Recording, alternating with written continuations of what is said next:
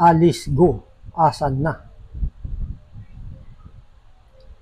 Ilang beses nang iniimbitahan ng Senado si suspended Bamban Tarlac Mayor Alice Go, pero hindi ito sumisipot.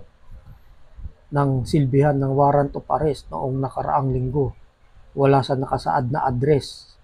Maraming naghihinala na baka nakaalis na sa bansa si Go. Pero sabi ng kanyang abogado, narito raw sa bansa si Go at lagi silang nag-uusap. Pinayuhan na nga raw niya na sumipot ito sa pagdinig. Nagkatrauma raw si Go at mayroon din itong banta sa buhay. Sinilbihan ng warrant of arrest ng Senado si Go at 7 iba pa noong July 13 pero hindi matagpuan. Tanging ang accountant ni Go ang naaresto ng Senado at nasa detention facility na. Nakahanda na ang paglalagakan kina Go at iba pa sa Senado sa sandaling sumuko na ang mga ito. Nakaharap si Go sa mga reklamong may kinalaman sa Philippine Offshore and Gaming Operators o POGO. Inirereklamo si Go sa mga natuklasang illegal POGO sa Baupo Compound sa Bamban. Ayon sa Senado, incorporator si Go sa mga sinalakay na POGO. Ang compound ay pag-aari umano ni Go na tinanggi naman nito. Malapit lamang sa Bamban Municipal Hall ang mga sinalakay na POGO. Sinabi ni Senator Sherwin Gatchalian na posibleng makaalis na ng bansa si Go gamit ang Chinese passport nito.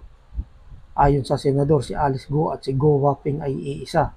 Sa pag-iimbestiga naman ng NBI, kinumpirma na iisa ang fingerprint ni Alice Go at Go Waping. Sabi pa ni Gatchalian, parehong ginagamit ni Alice Go ang kanyang Chinese at Philippine passports mula 2008 hanggang 2011. Maaaring mangyari ang mga sinabi ni Gatchalian, makalabas ng bansa si Go gamit ang kanyang Chinese passport. Wala namang imposible sa mga sinabi ng senador sapagkat laganap ang korupsyon sa bansa. Makapangyarihan ang pera at maraming nasa tanggapan ng gobyerno ang maaaring tapalan ng pera. Patunay dito ang sinabi ni Gatchalian na sa halagang 300,000 ay maaari nang makakuha ng valid Philippine passport at birth certificate ang mga dayuhan. Wala raw kahirap-hirap sapagkat may mga taong naglalakad para makakuha ng mga kailangan dokumento. Paano nga kung nakaalis na sa bansa si Alice Go? Paano kung nakalusot siya sa Bureau of Immigration? Maraming Bureau of Immigration official ang nasangkot sa pastillas scam noong 2021 na makapasok sa bansa ang maraming Chinese kapalit ng malalaking halaga ng pera. Kung wala na si Go sa bansa, maraming Pilipino ang kanyang napaglalangan. Mas lalo ang mga taga-Bamban na napaniwala at kanila pang ibinoto. Ang laking pagkakamali at katangahan.